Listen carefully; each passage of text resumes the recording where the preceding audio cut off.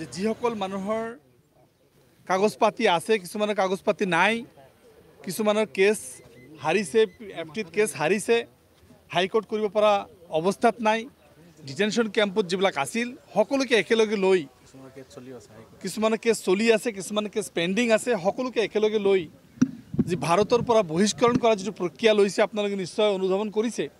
আৰু এই মানুহখিনিক অমানৱীয়ভাৱে বাংলাদেশৰ ভাৰতবৰ্ষৰ বৰ্ডাৰ পাৰ কৰি, ভাৰতবৰ্ষৰ ফেন্সিং পাৰ কৰি, নোমেন্স ল্যান্ড ভাৰতবৰ্ষৰ ভূমিতে তেখেতসকল এৰি দিয়া হৈছে পৰিত্যক্ত হিচাপত। আৰু তেখেতসকল ভাৰতবৰ্ষৰ ফালে ঘূৰি আনিব দিয়া হোৱা নাই, আৰু বাংলাদেশৰ আৰ্মিও তাতে বন্দুক লৈ ৰখিছে, সিফালেও যাব দিয়া নাই। গুলিয়াগুলি হৈছে, আপোনালোকে নিশ্চয় লক্ষ্য কৰিছে, তাত গুলিয়াগুলি চলি আছিল। সেই মানুহখিনি কালিৰ পৰা সেনেকৈ অৱস্থাত আছে। সেই মানুহখিনি তেখেতসকলে ঘোষণা কৰিছে যে আমাৰ দেউতা, আজু ককাইদেউ, মা দেউতা, ভাই ভনীয়েক সব ইণ্ডিয়ান, আমি কেনেকৈ বাংলাদেশী হ'লোঁ, কেনেকৈ বিদেশী হ'লোঁ। তেখেতসকল সকলো কাগজ পাতি নথিপত্ৰ থকাৰ পিছতো তেখেতসকলক ডিপৰ্টেশ্যন কৰা হৈছে। আমাৰ কথাটো হ'ল, এখন সভ্য দেশত, এখন ছেকুলাৰ ষ্টেটত যদি তেখেতসকলক কোনোবাই বাংলাদেশী হয়, ইয়াৰ আগতেও বহুত বাংলাদেশী বিতৰণ কৰিছে, বাংলাদেশী একচেপ্ট কৰিছে।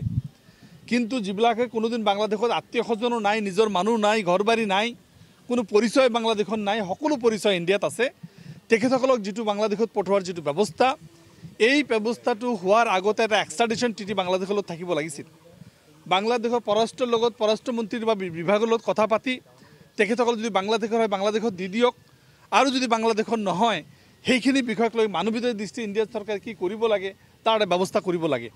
এই সকলো বিষয়ৰ ওপৰত আলোচনা কৰি ভাৰতীয় নাগৰিকবিলাক হাৰাশাস্তি আৰু ভয়ৰ মাজত ৰখাৰ যিটো কৌশল, বিশেষকৈ এটা জনগোষ্ঠীক, মুছলিম জনগোষ্ঠীক এটা ভয়ৰ মাজত, চাপৰ মাজত ৰাখি তেখেতসকলৰ বিভিন্নভাৱে ভোট আদায় কৰাৰ ৰাজনৈতিক মুনাফা লাভৰ যিটো কৌশল কৰিছে, আৰু এটা ত্ৰাসৰ ৰাজনীতি, এটা ভয়ৰ ৰাজনীতি সৃষ্টি কৰিব বিচাৰিছে। বিজেপি চৰকাৰে যি ধৰণৰ কৌশল তেখেতসকল লৈছে, বিদেশী চিনাক্তকৰণ, বহিষ্কৰণ যিটো প্ৰক্ৰিয়া লৈছে, সেইটো আমি সৰ্বভাৰতীয় সংযুক্ত গণতান্ত্ৰিক মৰ্চাই ধিক্কাৰ দিছোঁ, গৰিহণা দিছোঁ।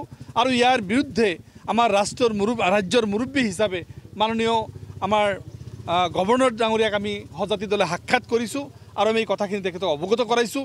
আমি জানো এইটো কিয় হৈছে, আমি কালি কৈছোঁ যে অলৰেডি যোৱাকালি আমি কৈছোঁ ডাইভাৰ্টিং পলিচি। যেতিয়া উজনি অসমত শৃংখল চলিহাৰ ধমকি শুনিলে, যেতিয়া উজনি অসমত শংকৰজ্যোতি বৰুৱাৰ এৰেষ্ট হ'ল, এই গোটেইখিনি বস্তুক ডাইভাৰ্ট কৰিবৰ কাৰণে ইমিডিয়েট এটা ব্যৱস্থা লৈ মিয়াৰ ওপৰত যদি অত্যাচাৰ কৰা যায়, ভোটৰ কাৰণে সুবিধা হয়, মিয়াৰ ওপৰত যদি অত্যাচাৰ কৰা যায়, ইছ্যু ডাইভাৰ্ট হয়, তাৰ কাৰণে পলিটিক্স চলি আছে, আমি এইটো গম পাওঁ।